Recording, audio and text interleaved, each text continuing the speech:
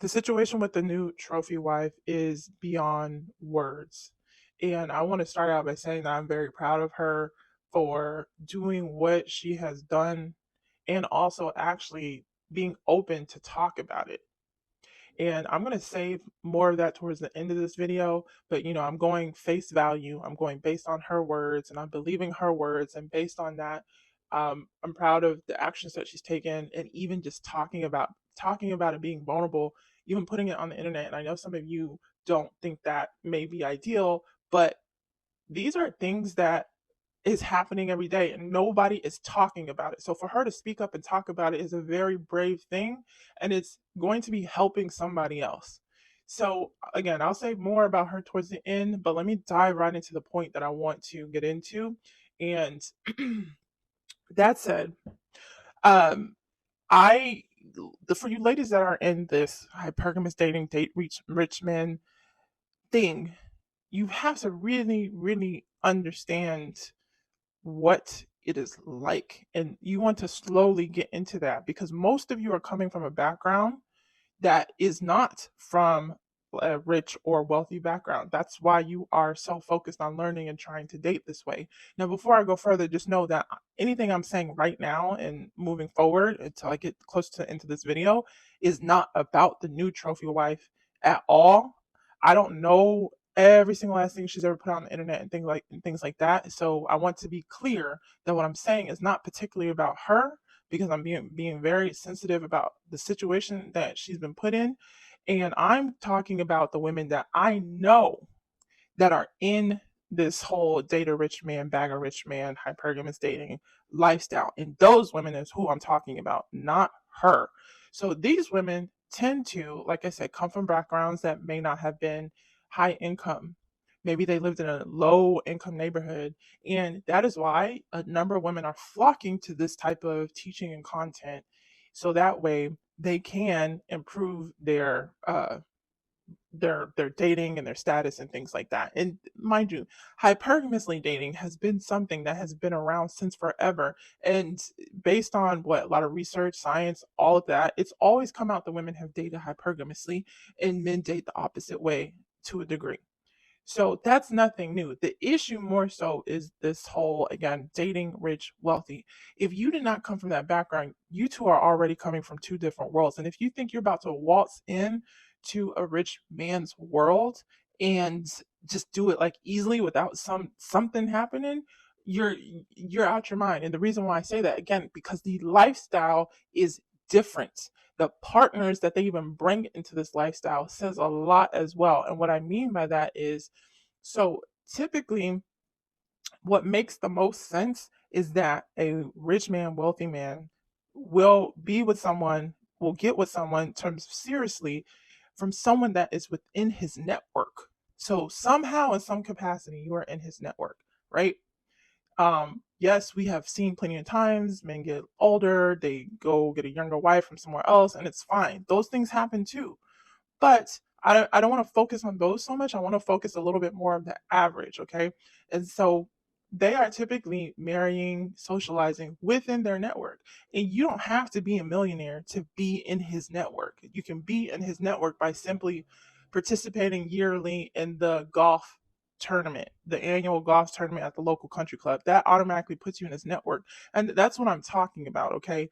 And so if you happen to meet him outside of the network, so if you just happen to meet him at a bar or you meet him on a dating app, you want to really watch that. Really, really watch that because what sense does it make to bring in a low income girl that's not from the same lifestyle, doesn't have the same education, hasn't grown up doing the whole, rich lifestyle hobby thing. Like it's a different world is what I'm telling you. So you're not coming from that. So you coming in again, a lot of times it has to make sense. And in cases where you have a man that has a lot of money, you have men that also came from like lower backgrounds, right? And then they come and make a lot of money, but they got issues. They have issues. They can't date within their network because that's how much issues that they have to resort to a dating app or they have to resort to just picking somebody up at a bar. And so I don't. dating apps, no, stop the dating app madness, because you do have rich men on there. But again, if he's meeting you on there, like, that's saying a lot. And I can tell you from firsthand experience, as a woman that has dated multimillionaires as well, that when I had met them on a dating app, all they wanted to do was play. They never took me as, oh, she could potentially be my wife. It was, oh, this is exotic, this is fun, da da da da. Da. That is how I was treated. All right. And so I'm not saying this is going to happen to every single last one of you, but you have to realize that, again, you're not going to just waltz into rich man's world and it's just going to be happily ever after. Men have issues. Okay? Just like women have issues, and you have to figure out what is that issue, because is it something that you can tolerate? And that's if he has money, if he doesn't have money, but particularly if he does have money, what is his thing? And you have to let time pass. You have to let time pass for these things to come out. And I'm not saying to be the forever girlfriend. What I'm saying is, even if you wanted to get engaged fairly soon, fine, get engaged fairly soon.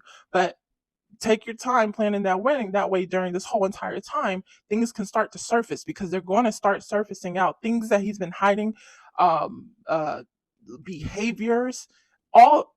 I'm telling you, the dirt is going to start coming out. And then you got to start paying attention to that and being like, okay, is this something that I can actually deal with? Is his addiction something I can actually deal with?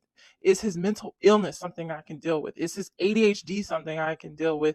Oh, the fact that he doesn't even know if he has a child out there or not. Is that something I can deal with? Because you're going to run into something, but you're only going to find that out with time. So, um, I really feel like I could go on and on about this whole entire subject, but I think how I'm going to try and like wrap it here is that when you are, especially if you're a woman that's you did not come from certain networks, certain backgrounds, and you think you're about to come up here and it's just going to mesh so easily with a rich man, it can happen. And it can happen really fast, and you can get the ring very fast. But the better way in all of this is making sure you are vetting to the best of your ability, because even when you vet to the best of your ability, things can still come out, and you can't always control what you don't know.